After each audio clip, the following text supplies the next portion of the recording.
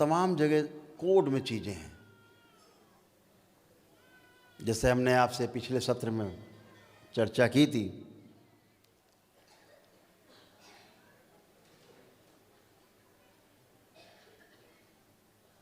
कि रावण खुली आँखों से अपनी नाभि पर विराजता था। आँख बंद करता था तो सहस्रार पार ब्रह्म परमेश्वर की स्थिति में होता था रावण, महाविद्वान। खुली आँख से नाभि पर रहना और आँख बंद ध्यान में गए तो पार ब्रह्म, यहाँ से बाहर ये ब्रह्म है, इससे बाहर पार ब्रह्म परमेश्वर। ऐसे रावण जैसे महाविद्वान को क्या समझते हो आप? जिसने काल तक को अपने चारपाई पे बांध रखा हो, उसका नाम रावण था।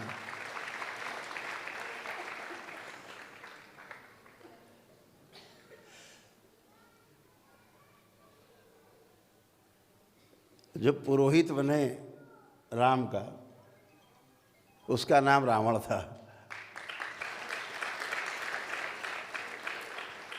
तो महाविद्वान। तो राम कहाँ विराजते थे?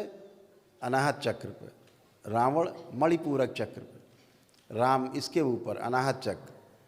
तो जो रावण था वो 10 दल का कमल कहा जाता है नाभि पे, जिसको आप धीरे धीरे आगे चलेंगे तो समझेंगे, जानेंगे, अनुभव करेंगे। जहाँ पांडित्य पूरा खुल जाता है, वो उस चक्र का नाम है मणिपूरक। तो रावण खुली आँख से यहाँ 10 दल का कमल है। यहाँ क्या है? यहाँ 12 दल का कमल है हृदय क्षेत्र में, अनाहत चक्र पर। तो भगवान राम 12 कला के अवतार थे, रावण 10 कला का अवतार था, वो भी अवतार ही था। जय विजय।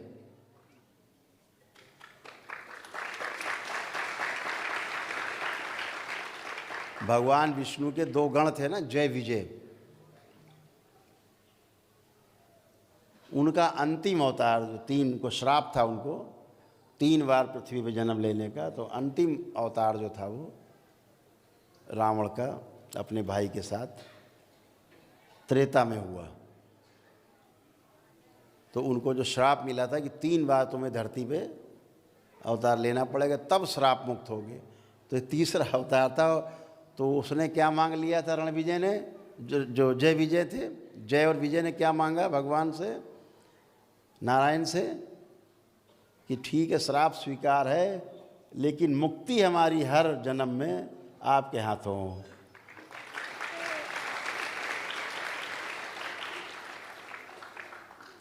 तो द्वापर तक चला मामला, द्वापर तक, अंतिम द्वापर में हुआ। अंतिम जो तीसरा जन्म था वो द्वापर में जाकर समाप्त हुआ।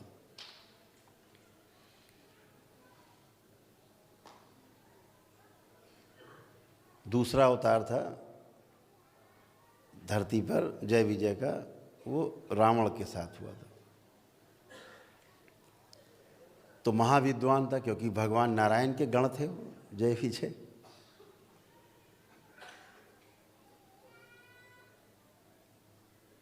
भगवान राम 12 कलाओं के अवतार थे, स्वयं नारायण के अवतार थे, तो 12 कलाओं के ज्ञाता थे। यानी खुली आंख से वो यहाँ रहते थे।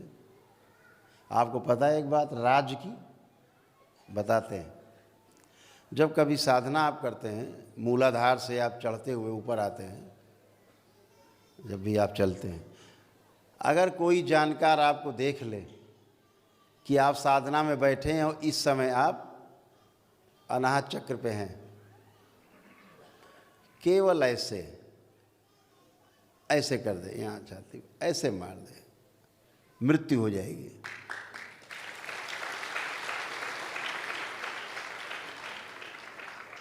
चोट लग जाए वहां तो मृत्यु हो जाएगी।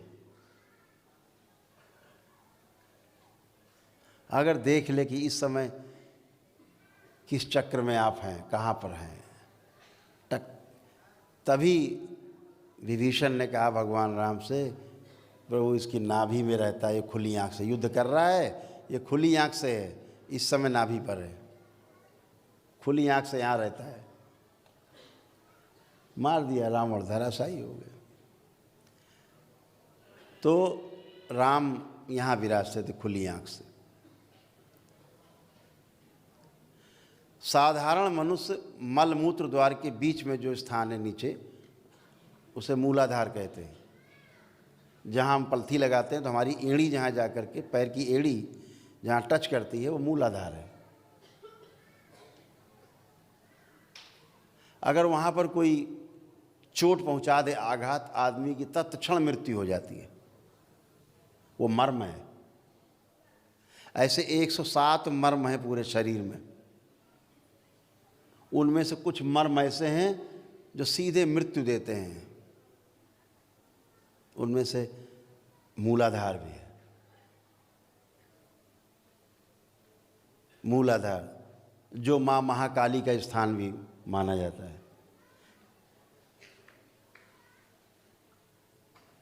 कभी चर्चा करेंगे ना कि माँ के हाथ में खीर क्यों है, माँ के हाथ में खडक क्यों है, माँ के हाथ में दैत्य क्यों है, कटोरा क्यों है माँ के हाथ में।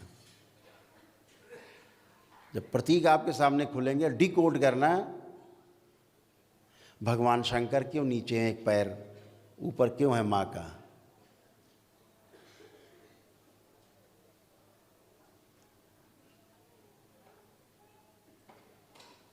जब वो डिकोड होगा तो आपको समझ में आएगा ये केवल चित्र नहीं है, ये अनुभव है जो आपको होगा साधना में।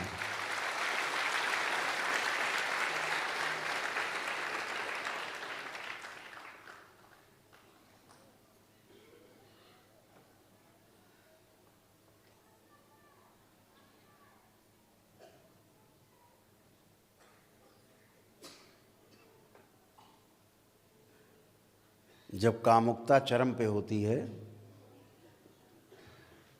और दो मूलाधार, स्त्री का मूलाधार और पुरुष का मूलाधार एक होते हैं संसर्ग में, उस समय माँ महाकाली नाम की ऊर्जा सक्रिय होती है।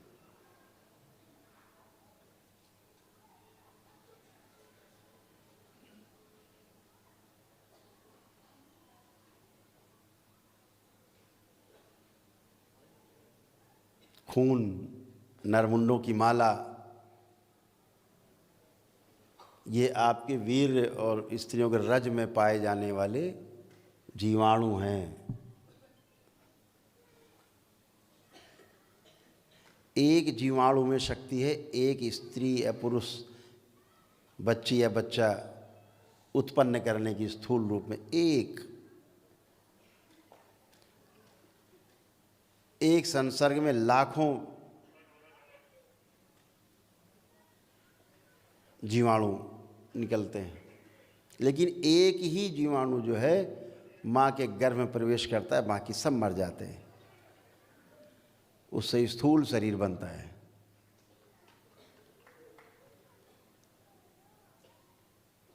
तो वो नरमुंडों की माला है। इतनी हत्याएं होती हैं एक बार स्त्री पुरुष संसर्ग में, लाखों जीवाणु आपके शरीर से निकल के नष्ट हो जाते हैं, लेकिन गर्भ में सिर्फ एक प्रवेश करता है स्त्री के, वो नरमुंडों की माला है। रक्त यानी तमाम रक्त जब खर्च होता है, लीटरों रक्त, तब थोड़ा सा पुरुष सीमेन बनता है,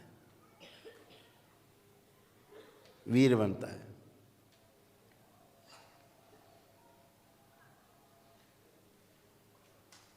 जब तक स्खलन नहीं हो जाता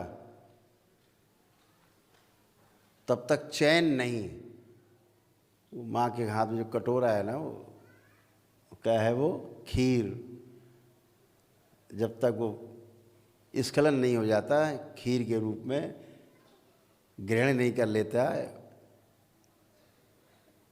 वो ऊर्जा, तब तक चैन नहीं। जब खीर भी ग्रहण हो गई, स्खलन हो गया, तब ज्ञान होता है कि ये ठीक नहीं। तो शंकर नीचे हैं ज्ञान के रूप में, जीव निकलती है, ठीक नहीं, अच्छा नहीं।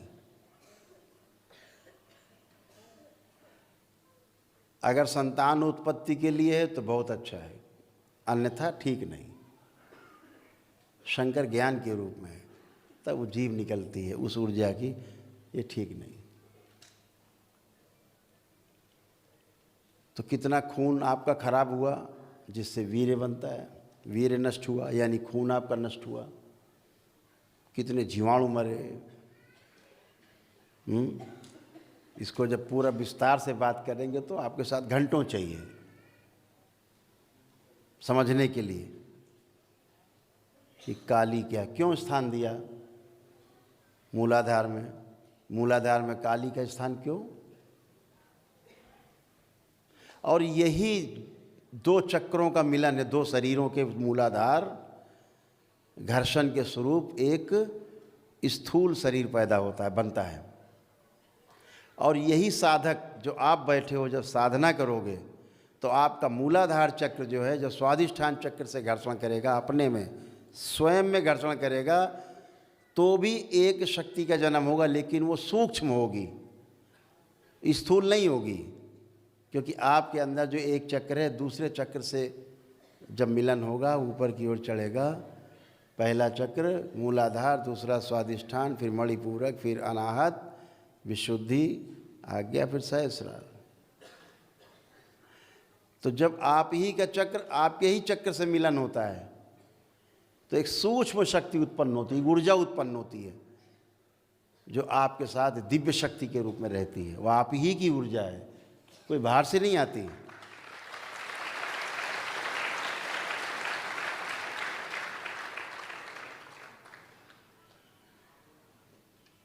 आपके 4 शरीर स्त्री और पुरुष के रूप में, पता है? जितने यहाँ पुरुष बैठे हैं आप,